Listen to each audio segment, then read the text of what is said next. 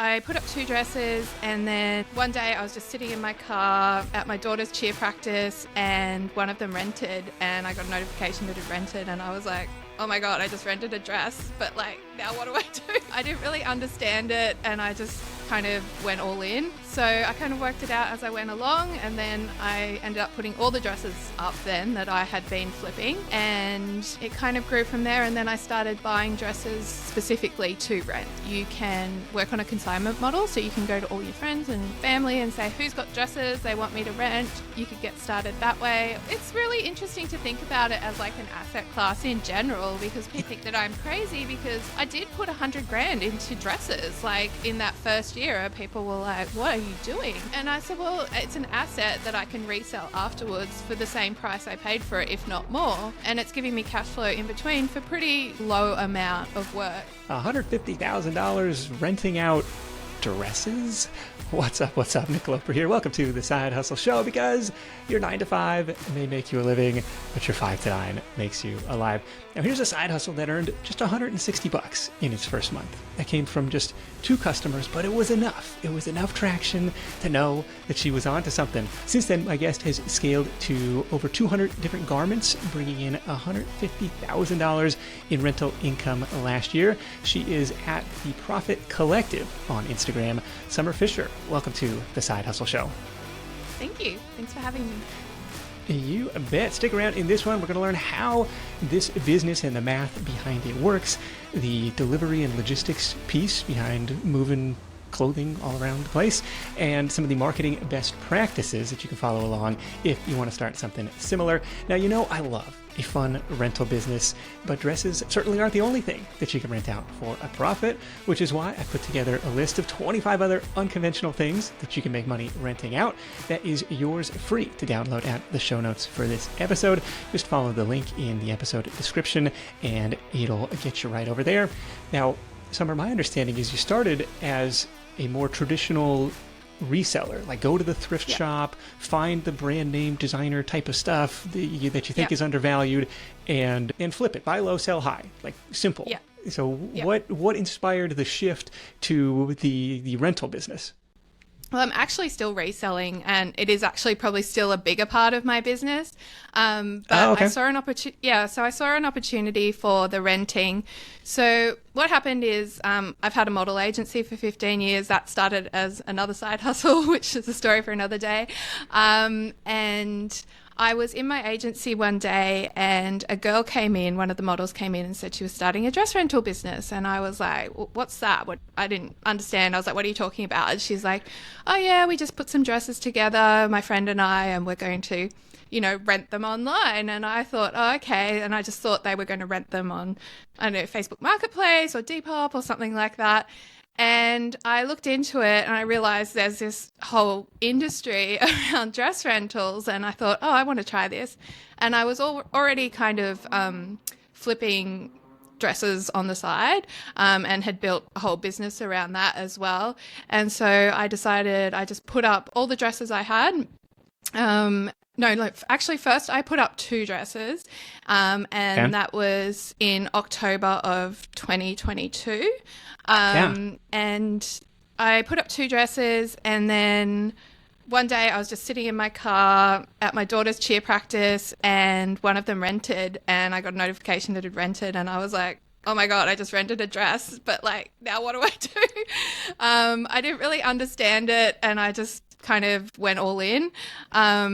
So I kind of worked it out as I went along, and then I ended up putting all the dresses up then that I had been flipping.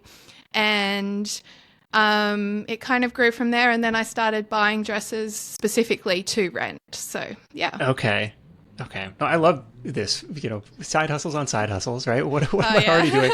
How could I, add a new revenue stream to this? And this is really interesting. It's like, well, I'll have it listed up for sale. And in the meantime, until it sells, hey, maybe I can make some revenue. I can recoup some of that cost on the rental side. I think that's really interesting.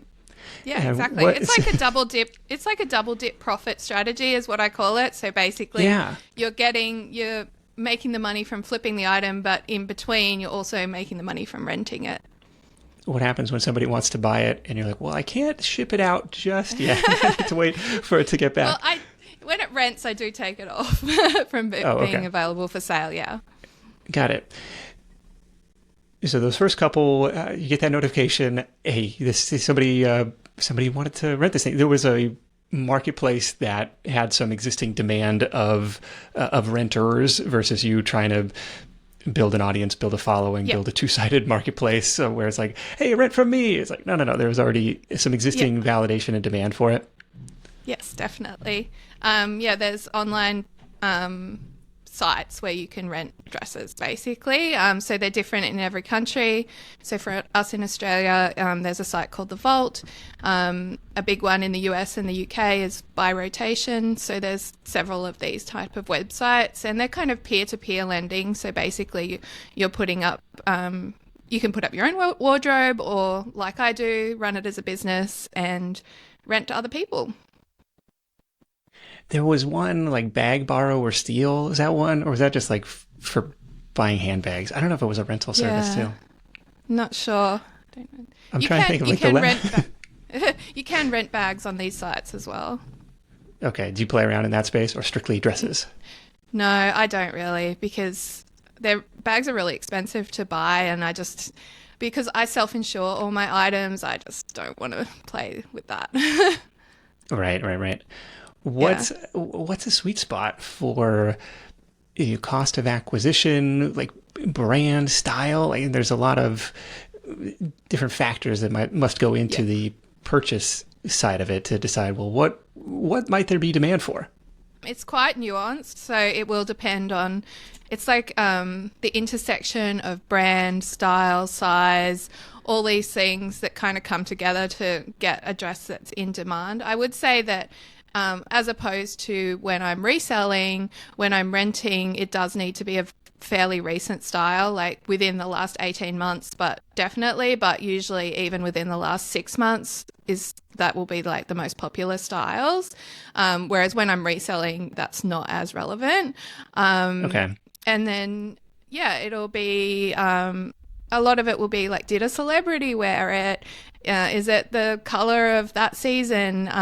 Is it winter or summer? I rent a lot to wedding guests, so a lot of people who are going to weddings and just are going to wear that item once. So there's a lot of that with the sizing. You do have to look at the market. So a lot of like girls in their early 20s will get into dress rentals, and they will tend to rent those smaller sizes. And I've found pretty good success with renting like slightly like mid sizes, I guess it would be called. So just slightly larger, not the teeny tiny sizes. So but it does depend on the brand too, because some of those brands do better in the really small sizes. And are you still trying to source this stuff secondhand, or are you now comfortable saying, I can buy it off the rack, I can buy it new to rent, and then you kind of like a car rental business, like I'm going to rent it out for a year, then I'm going to resell it? Yeah, I would say that mostly I buy it retail now, but I do use all the strategies to try and get like a percentage off when I buy it, so that when at the end of the rental, when I go to flip it, I'm actually making money both ways. So I'm getting 20% off retail, I'm renting it 5-10 times, and then I'm actually selling it still for more than I paid for it, even though it's pre-loved, because it's such a new and hot and in-demand item. And I'm also using things like the currency arbitrage and the geographical arbitrage of being in Australia, where I can get something like a Zimmermann dress a lot cheaper and sell it to someone in the US. Yeah, you're going to be throwing out brand names that go way over my like, all right, I'll take your word for it. But if you're in that space, like if you know what is hot, what is in style, then you can absolutely play around with that. And so for the rental side, I imagine it's got to be local. Like, you're not going to ship something halfway around the world for a rental, are you? No. Yeah. So the majority of my reselling is actually like, I sell a lot to the US and the UK, and probably more than Australia. Okay. But with the renting, it is only in Australia. So I do it pretty much all of it is by post. So I do allow pickups sometimes. I don't love people coming to my house and picking up the items, but sometimes if it's a bit slow, I'll let people come and pick it up. But you get the problem that if they pick it up, they were like, oh, what else have you got? You know, can I try it on? And all this type of thing. And I don't like that. You're like, no. This is the one you ordered. Here you go. Yeah. Okay. So inspired to do it, a model at the modeling agency was like, hey, I'm getting into this. You're like, well, there might be something else here. There was some existing, proof of concept, right? These marketplaces already existed, and you had the confidence to say, well, I could add my own listings to this. Yep. Is there a point of, market saturation if, 10 providers all have the same thing? And like on that busy summer, I guess it's so fluid, like the busy summer wedding season where different people want different styles and different sizes at the time. It's hard to imagine it being like so overstocked or overcrowded. Yeah, I think that it's like even if 20 people have the same dress, there could be easily 20 people that want to rent that dress, especially like if it's very in demand. And you just got to do your research when you're choosing what dresses you want to rent, because you don't want to pick a size that like everyone else is renting that size. Usually you can find a size that only one or two people have, and then just go buy a size, that size for yourself. Got it. So it's okay to have the same style that other people have, but maybe try and fill in the gaps on some sizes that you don't find readily available. Yeah. Or you want to be first to market, like you want to be the first one to have it and get it listed, and then you'll get all the bookings, and you'll get bookings months in advance, so it'll be booked out before anyone can get their item up.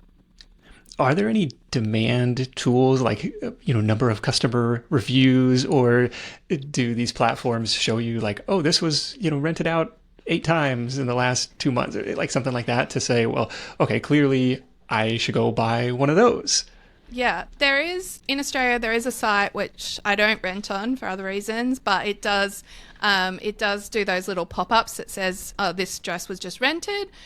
So you can definitely use that to see what's being rented, but it's not like reselling where on eBay you can like look at recent solds, or you can use a product research tool to look up what's selling. There's nothing like that. Yeah, it's quite like laborious. You've got to go through other people's calendars and see what bookings they've got to see how in demand it is. So at first you've got to do quite a bit of research. Got it. And then you got to learn the ins and outs, like any business. Yeah. Once you're in it, you can't see it any other way. But from the outside, you're like, okay, I like this little trick of like, oh, okay, it's booked up the next 3 weekends. It must be in demand. Yeah.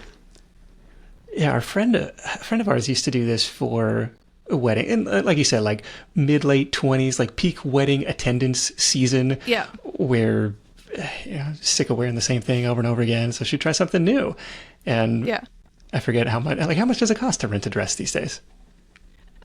Like the absolute least amount would be $80, but like I have like 4 dresses that are about $2,500 retail each, and I rent those for $350 per rental. Like, you have to pull my jaw off the floor. Like $2,500 for, like, I've heard of wedding dresses, yes, costing that much, but just like a regular dress. This shows you how much I know about fashion. It's really beautiful, Nick. It's really beautiful dress. I'm sure it is.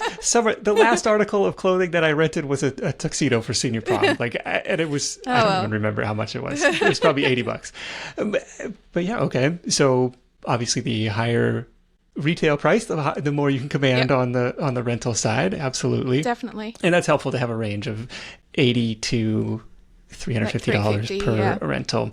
Is there a rule, like a percentage of the retail price or something like that you go by?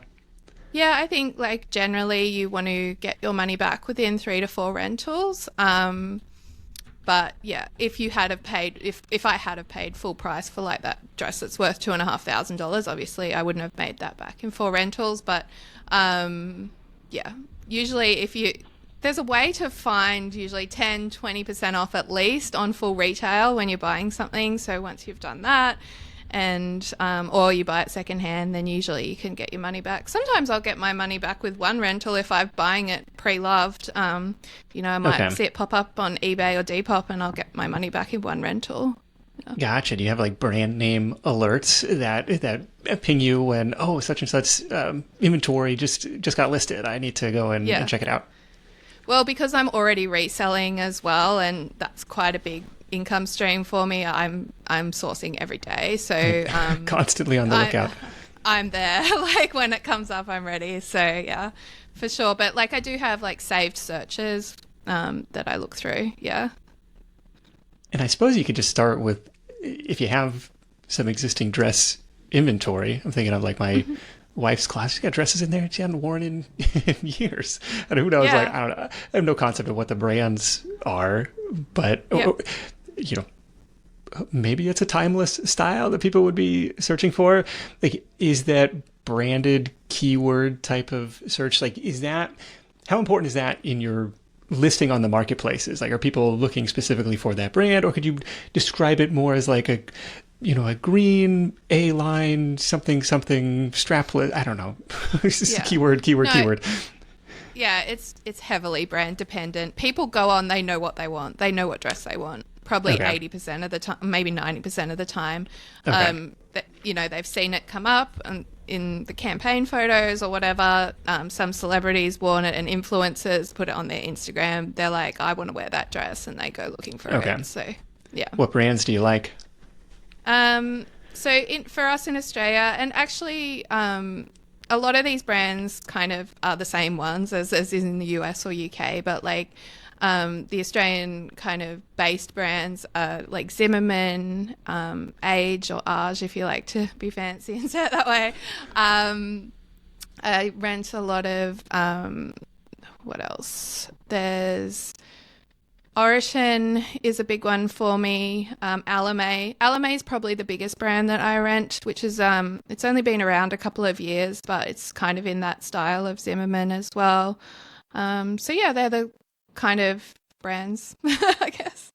All right. Well, like it's all foreign to me, but it's helpful to know. I mean, you could go on, I imagine, any of these marketplaces and see what where the demand seems to be. So that makes sense.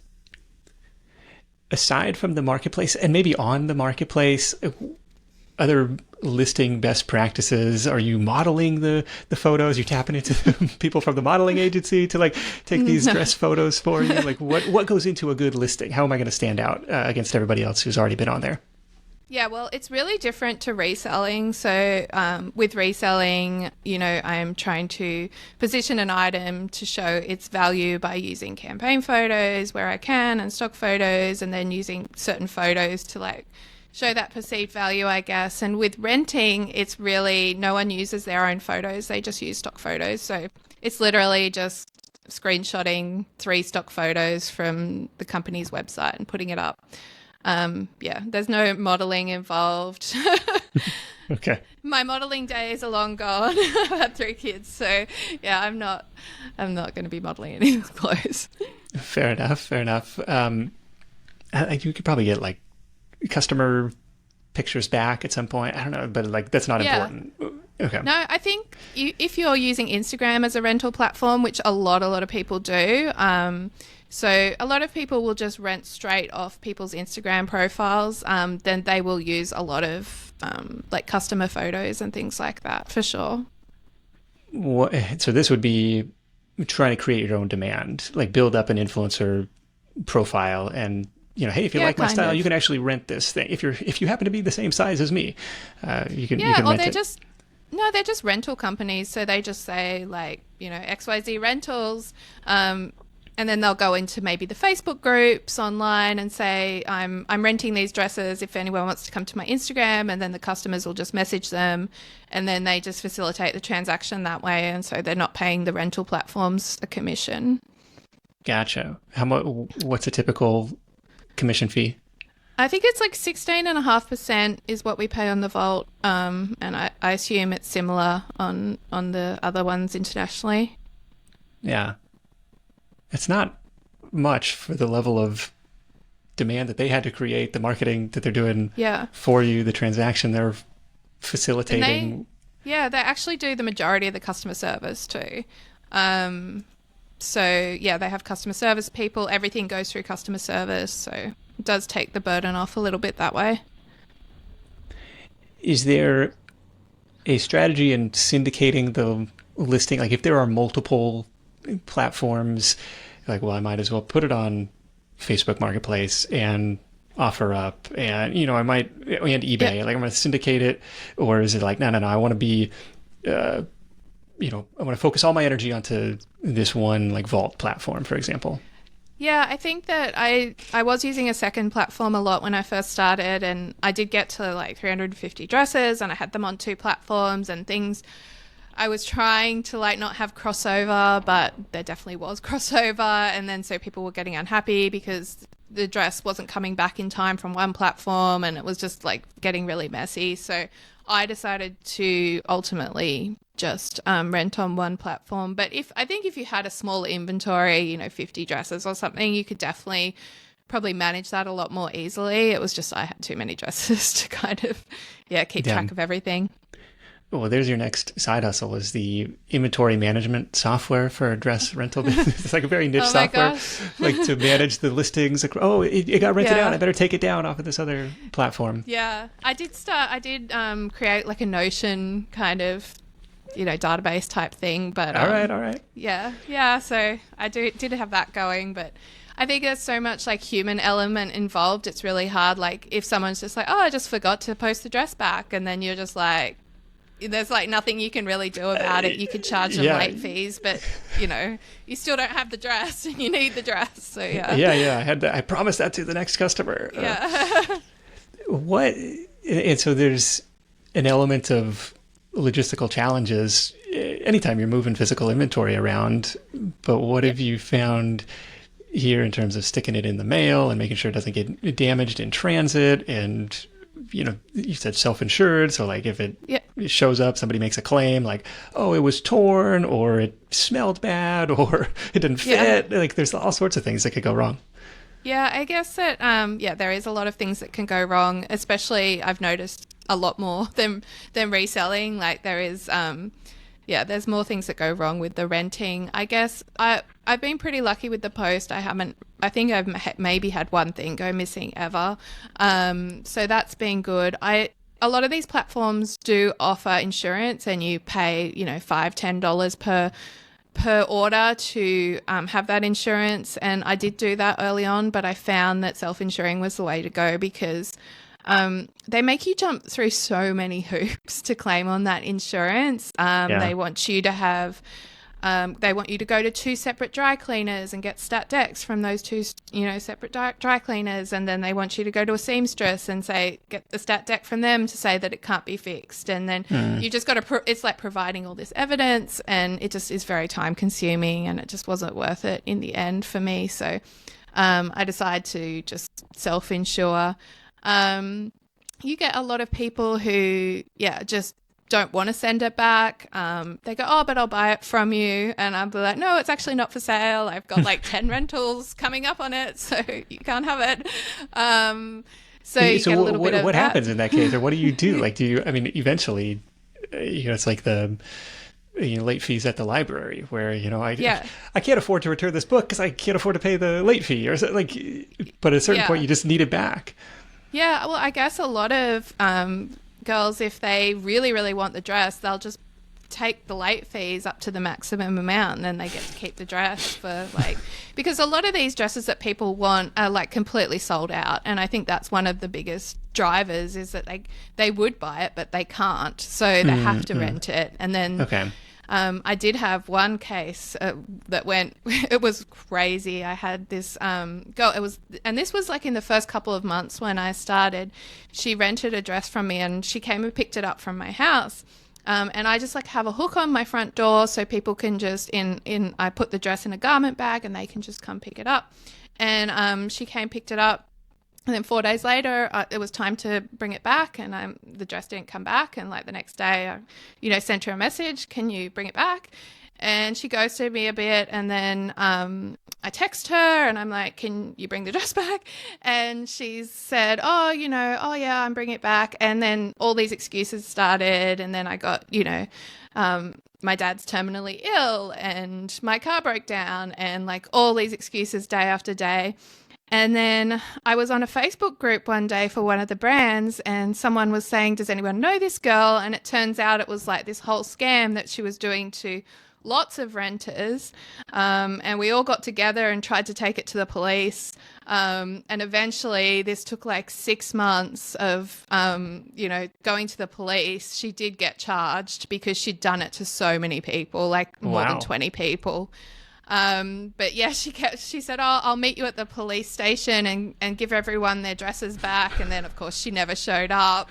It was like a whole thing. So yeah, there's some crazies out there. I can tell you that. Yeah. Anytime you're dealing with the public, you open yourself up to just, random stuff you never probably would have considered a couple years ago getting started. But you're like, why can't people just be decent to each other? I don't know. It bothers me, but okay. So, but for the most part, send it off in the mail. They send it back. Is customer responsible for cleaning, or is like, I'm not gonna introduce that wild card. I'm gonna go clean it myself when it gets back. Yeah, so you can, so the platforms like to say that you have to dry clean everything, but I learnt pretty fast that was going to eat a lot into my profit margin. So I probably dry clean about 20% of the clothes because they can only be dry cleaned. And that's not by what's on the tag, because most clothes will say that they can only be dry cleaned, but really there's probably not that many that actually have to be dry cleaned. But that has come into my sourcing more and more now, is that I try to source items that can just be put in the washing machine and hung out to dry. I don't like to get things that need, very specific dry cleaning anymore. No matter how much, I could make, it's just not worth the effort. Yeah. Do they have to be ironed afterwards? Do you have a team member who comes over and like irons this stuff? It's like my least favorite activity. Oh, really? No, I iron it. It's not too bad. Like I said, like some of the stuff that's dry cleaned obviously comes all ready to go. And then, it's more just like the linen pieces, and I'll just give them a quick iron. But I'm not like pedantic about it, because ultimately you're putting it in the post and it's going to get crushed on the way anyway. Sure. So you're just giving it a quick, just so it looks nice. But the customer's going to iron or steam it when it gets to them anyway. So yeah. Now, with a couple hundred of these garments coming in and going out at any given time, and I imagine there's some seasonality to it, but like any tools or tech or inventory management system, like a complex spreadsheet or count, like you mentioned the Notion template, like what's going on the, trying to figure out, in my mind, it might be weeks before I even notice that something hasn't gotten returned, but like, it seems like you got to be on top of it, because like, oh shoot, I owe this to another customer next week. Yeah, definitely. Like when I had 350 dresses, I did employ someone. Like I just had like an assistant, and she was ticking off dresses as they come in. Yeah. We tried Notion, we tried spreadsheets. It's really, really hard when the inventory gets big. It's really hard to keep track of. But now that I have around 200 dresses, it's actually not too difficult to keep track of. I think it's like, I guess if you're a teacher and you know your students, it's like, I know my dresses, I know what's missing. I'm like, hey, that dress is missing. Where is that dress? So yeah, I'm not super like rigid in like ticking things off, and that I probably should be, but usually you find out you don't have it if it needs to go back out again too, and you're like, oh, where is that dress? Yeah. And I see some of them stored behind you in the video. It just, closet space, spare bedroom space, that where they're being stored? This is a converted double garage that I converted. This was my office for the model agency, and now it's my reselling rental room, I guess. So I have a wall to take my photos for the reselling, and then, I just keep everything in here on racks. You could easily keep it just in a small bedroom though. Probably, with a closet would be pretty hard with 200 dresses. Maybe if you had like 70 or 80, you could keep it in a closet. Yeah. Do you find yourself buying multiple sizes of the same style, or is it like, I'm going to buy one, I'm going to see what the demand is like, and if it hits, then I'm going really wide. Like, I want the full catalog of this particular style. I want to be able to serve all different sizes.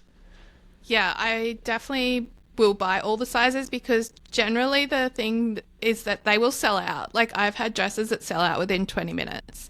So I have to be on the drop. And then it's a matter of if I didn't get everything, then I have to try and pick it up in the resale market. If it's, a really popular style. And then the biggest risk is the demand doesn't materialize. Like, it doesn't end up renting out as often as you thought it would, or for as much as you thought it would. And now you're kind of like, well, I'm sitting on this and I've got to go and try and unload it, try and resell it to recoup the initial investment. Yeah, but that's why it's really important to try and get those coupons to like find things for 20% off, because then it's super easy just to offload it. Anyone will buy something that's sold out for 10% off even, or like I said, then usually I can take, if that item hasn't rented, I can list it on eBay and then I'll probably sell it to someone in the US or UK and probably make $200 profit on it. So,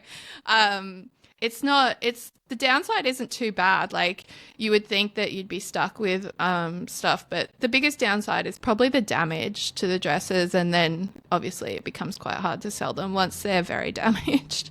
Oh, okay. So they come back damaged. Like, is there a damage deposit? Like, if I'm renting out a place on Airbnb, like, okay, I got to put down the security deposit, or something like that?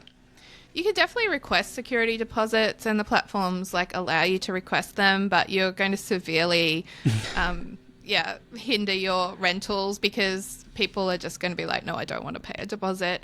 You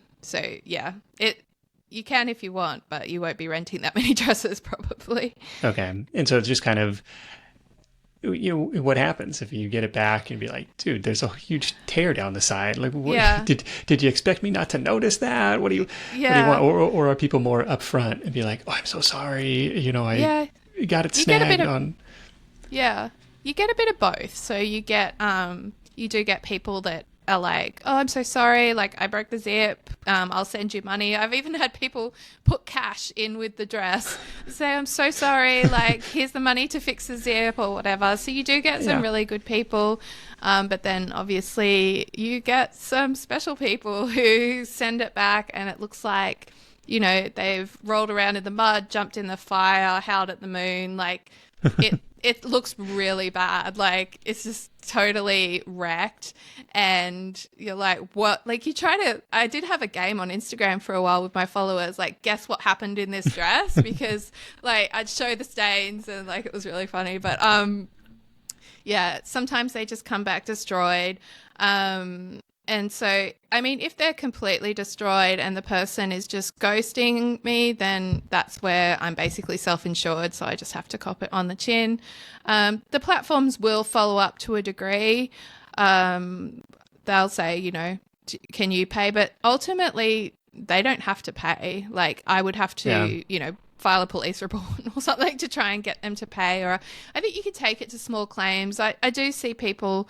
those girls in their 20s, they get on the Facebook groups and start ranting and saying that they're going to take things to small claims court or things like that. I just, I'm too old for that stuff. So I'm just like, whatever. And sometimes you can sell stuff with damage. You just disclose the damage. You say, look, the hem's, torn, but you can easily, get a seamstress to redo it. I did have a seamstress kind of on tap for a while that I was taking stuff to, but I think, again, it's just like a time thing. It's just not really worth it for me. Okay. Yeah, it's kind of, at a certain point, it just becomes, a loss, percent loss. Like, stores expect some level of shoplifting, unfortunately. Like, it's just, it's the cost of doing business. And, hopefully you're diversified enough in terms of transaction volume that, a couple bad things that happen are just kind of par for the course. Yeah, exactly. It's exactly like shoplifting. That's how I always explain it. You've got to expect that some bad things happen, but for the most part, it's pretty good. Okay. And then after, like, if you have something that's really hot, like, oh, it's been rented a bunch of times, is there a rule of thumb? Okay, it's getting worn out. Like I gotta resell it, or like let's ride this cash cow. Let's see how many more times we can rent it. Like, is there a metric or some sort of rule of thumb there for like when is it time to flip and get out before it gets too cold? Yeah, I think it just comes down to experience. I don't think there's like a spreadsheet where I could say if it's rented 10 times. It will depend on the material. So certain materials will hold up better than others. And yeah, you've got to, so something that's silk probably doesn't hold up usually that well, as opposed to something that's like 100% linen will usually go quite well. Okay. You know, it will depend on how much it's fading and stuff. I think that a lot of the time, like when I first started, I was really concerned about like it looking pristine. And I think what I've come to realize is that people expect it to be secondhand. They know it's a secondhand dress. They know other people have worn it. So it doesn't really matter if like it's clearly been worn. Like obviously they don't want a hole in it or whatever, but like, that the expectations aren't too bad. I think I mean, you get the odd one who's like, oh, this should be brand new. Why isn't this brand new? But yeah, people do expect that it's been worn. So yeah, I that's think, fair. It's like getting in a rental car or even like a vacation rental. Like, you know, that other people have been in there. Okay. That's fair. So yeah, I guess as far as when to flip it, I guess if it just starts to look really tired and old, then I'll probably just flip it. It might come down to like just getting to the end of the season. So for us, it's quite busy from kind of September till April. And so maybe, you know, I would start getting rid of stuff towards April, May, June, and getting that cash in ready to buy new stuff for the next season. Year's. Okay. Yeah. So it could come down to cash flow or, just demand. Like I can see that, people it's just not in demand, and just becomes a math equation then. Like obviously when you're buying a dress, you're buying cash flow basically. So the dress, just like a house, the dress is the asset and I'm buying the cash flow from the rentals.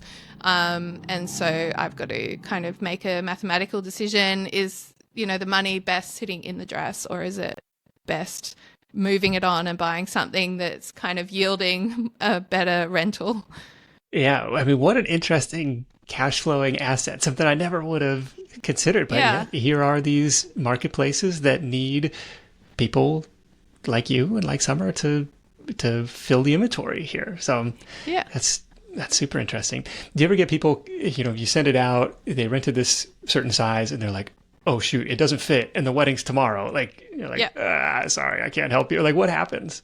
Yeah, you definitely get that. I guess people always think they're skinnier than they are. So it's always usually it's too small.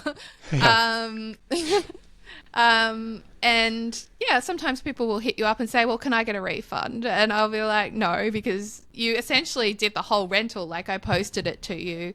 Sometimes I will give them back the cleaning fee if they haven't worn it. I will say, like, if you return it unworn, I can refund you the cleaning fee, just, you know, for goodwill, I guess. Yeah. But ultimately they have taken it out of the rental pool for that amount of time. So I do need to be compensated for that. A lot of people will try and be tricky and do it first of all, they'll ask you for a try-on service. So they'll say, oh, can you just pay? I'll pay to just post it to me so I can try it on, and then I'll send it back. So they just want to pay for the post. They're like, oh, I won't wear it, which is a bit silly. And then sometimes people try and trick you into that. So they'll book a rental and then they'll try and do it doesn't fit me. And I guess some newbies might be like, oh, that's okay, just post it back and we'll give you a full refund. And I guess with time you learn that you'd been taken advantage of a little bit. That's code for I'm going to wear it all weekend and then tell you it didn't fit. All right. Yeah, so many ins and outs in this industry. That's kind of crazy. So I'm picturing a day in the life, especially during busy season, checking inventory levels, like managing the in and out of receiving stuff in, taking it to the cleaners, dry cleaning it, ironing, and then sending out kind of the next weekend's batch of inventory. Like anything else that's going into it on a day-to-day basis. It sounds like on the marketing side, it's primarily just putting your buy button up for sale on these existing marketplaces, like, tapping into their traffic. Yeah, the listings are like so easy, so much easier than like eBay. Like an eBay listing for reselling there's a lot of thought. I've even created a ChatGPT bot to like do my eBay listings really well. Like there's a lot that goes into it. With the renting, it's not like that. I just kind of chuck up whatever is on the website and it takes like 2 seconds. So yeah, like a day in the life is basically the postman comes and drops off packages at my door at about 8 o'clock in the morning. Yeah. And then I just bring them inside so no one will steal them. And then I can, put the stuff in the washing machine. How funny do you think they're like, man, this woman gets a lot of mail. What's going on here? Oh, yeah. Yeah, they're like, whoa. Because I have the stuff for reselling coming too, so I get a lot of packages. Yeah, funny. But yeah, the postie and I are on good terms. He knows where the side gate is if the big gate's closed. So he just comes and drops it off, and I just will open up the packages and then put whatever needs to be put in the washing machine, and then section out what needs to go to the dry cleaner, and that's pretty much it in the mornings. And then I'll just maybe at about 3 o'clock I'll start packaging up. It takes me maybe an hour to do, I don't know, 7 or 8 dresses if I need to do that many, and package them up and take them to the post office around the corner. I actually could have the postie come and pick it up, but we just take it to our post office. And then that's it. Drop the other stuff off at the dry cleaner. Yeah, it's not time intensive. It's not a time intensive. It's more of a capital intensive business, I would say. Yeah. But there are ways you can start with no money down, which is, something that I teach to my students. So basically, if you want to get started, the 2 ways you can get started without putting a lot of money into inventory is you can work on a consignment model. So you can go to all your friends and family and say, who's got dresses they want me to rent? I like it.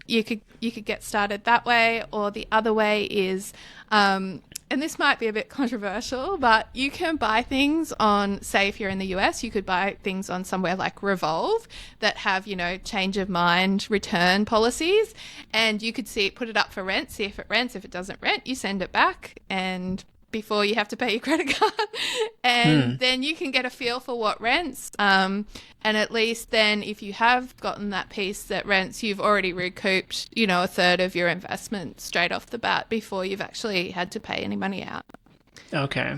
That's interesting. And I imagine a lot of stores have that similar, even if it's a 30-day return policy. Yeah. It kind of gives you a low-risk way to validate the demand or test the demand. Yeah, or if you just want to try it out, yeah. That's fair. Well, you've got the rental business, you've got the profit collective, you've got the reselling business. What's next for you? What are you excited about this year? I put out courses on the reselling. So I have a course called Pre-Love for Profit, and then I have the course on the rentals called Rental Riches, and that's kind of like blowing up to the point where I actually closed my model agency after 15 years at the end of June, because it just kind of blew up pretty big. So I'm just going to keep teaching women how to do what I'm doing, basically, or men if they want to learn. But I obviously I never asked. Like, is there a market for like I'm going to rent out a suit, or like men? What would be the equivalent on the men's side?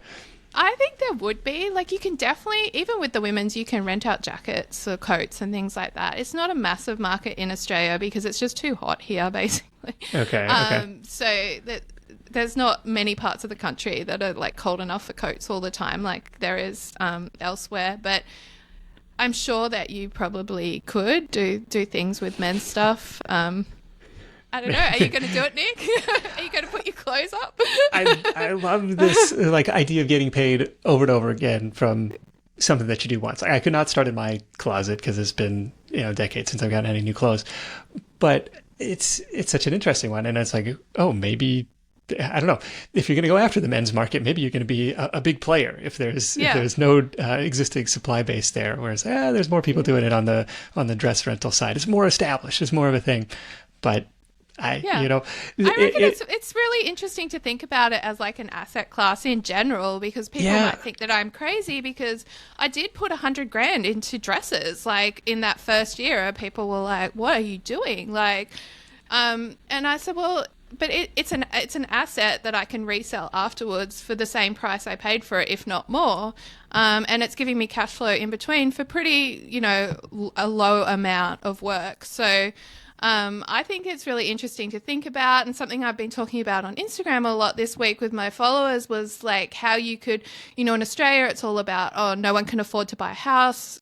Houses are so expensive here, and people, might be able to save, say, 30 grand for a house deposit, but that's not enough for a house deposit. You need 200 grand here because like the average house price is $1 million now. Yeah. And I was like, well, what if you, took that 30 grand, invested it into some dresses, took that rental income and then the reselling income over the course of 2 years, and you could turn it into 200 grand quite easily. So it's something to think about. Yeah, dresses as an asset class, like you said, it is capital intensive, but you've kind of protected your downside. Like, oh, I'm hopefully going to cash flow in the near term, and if I bought well enough up front, I can recoup sometimes even better than my acquisition cost on the back end. It's, despite the wear and tear and depreciation. Like, I don't know. I think it's really interesting. Something that we never. When your email came across, it's like, what a random thing. I don't know. So I get a kick out of businesses like this for sure. So follow along. Summer is at The Profit Collective. You can find her on Instagram over there. And if you hit up theprofitcollective.co/rookie, you can join her free masterclass on the 3 biggest mistakes that newbies are making when starting a pre-loved clothing business. Again, theprofitcollective.co/rookie for that. Summer, this has been awesome. Thank you for joining me. I always get a kick out of stuff like this. Let's wrap this thing up with your number 1 tip for Side Hustle Nation. If you think you can or you think you can't, you're right. So I get a lot of people say that all the reasons they can't start their side hustles, so they can't start their side hustle because of where they live or, how much money they have or something like that. And whether they think they can or they can't, they're right, because I had a girl who messaged me just yesterday, actually, and she said, I would love to do what you do, but I live in Italy and it's a really small market here. And so I looked up the population of Australia and Italy, and I said, actually, you have double the population of Australia. So that's not an excuse. So I think smaller, smaller geographically. Yeah. Yeah. I'm like, so that can't be an excuse. So a lot of people think that, that I'm special because I live in Australia or because I had a model agency and I have a background in fashion and all these things. But I think that all these things can be learned. And you just have to have the right attitude that you can make it work for you. Yeah, what an interesting business. Whether you think you can or you think you can't, you are right. A little Henry Ford wisdom from that, which was my one and only corporate job, working for Ford. Obviously, long after Henry passed. But whether you think you can or think you can't, you are right. Make sure to grab your free listener-only bonus for this week. We've been talking about dresses, but it's just one of a lot of different things that you can rent out for a profit. So the listener bonus is 25 other unconventional rental ideas that you might be able to borrow some of Summer's playbook for. And a lot of these different assets and products already have these pre-existing marketplaces that you can tap into. They've already kind of validated the demand and gotten people used to saying, well, hey, this is something that I don't have to buy outright. This is something I can rent for just the time period that I need it. So make sure to grab that. It's a free PDF download at the show notes for this episode. You can follow the link in the episode description and it'll get you right over there. Another recent rental episode that we did, another example of this was Gary Graywell's moving box rental service, like renting out plastic bins. Definitely an interesting one, episode 635. He ended up partnering with a local moving company to handle the storage and the delivery logistics. It's like, it's going to take up a lot of space if I got 50 or 100 of these things. So you don't have to scroll too far in the archives to find that one. Again, 635. And then another one from a year and a half ago is 564 with Lenny Tim on his mobility scooter rental business. He's doing this in LA. And I think he had a fleet of 6 or 7 of these, and he would deliver them to nearby hotels, like mostly for people, travelers, tourists, people coming into LA from out of town. Like, it doesn't make sense to bring my own mobility scooter, so I got to rent one while I'm in town. And he was making a few grand a month doing that on the side. So lots of different things that you might be able to rent out. And you start to notice these things as you're going about your day to day, and think, wow, like, oh, what are those things that are maybe a little more expensive than you'd like to pay, for something? How many times am I really going to use that thing? And dresses can check that box for those weddings or those one-off events. But Summer, thanks so much for sharing your insight. Big thanks to our sponsors for helping make this content free for everyone. You can hit up sidehustlenation.com/deals for all the latest offers from our sponsors in one place. And thank you for supporting the advertisers that support the show. That is it for me. Thank you so much for tuning in. If you find a value in the show, the greatest compliment is to share it with a friend. So fire off a text message to that fashionable friend of yours and say, hey, you ever thought about this? Check this one out. Until next time, let's go out there and make something happen, and I'll catch you in the next edition of The Side Hustle Show. Hustle on.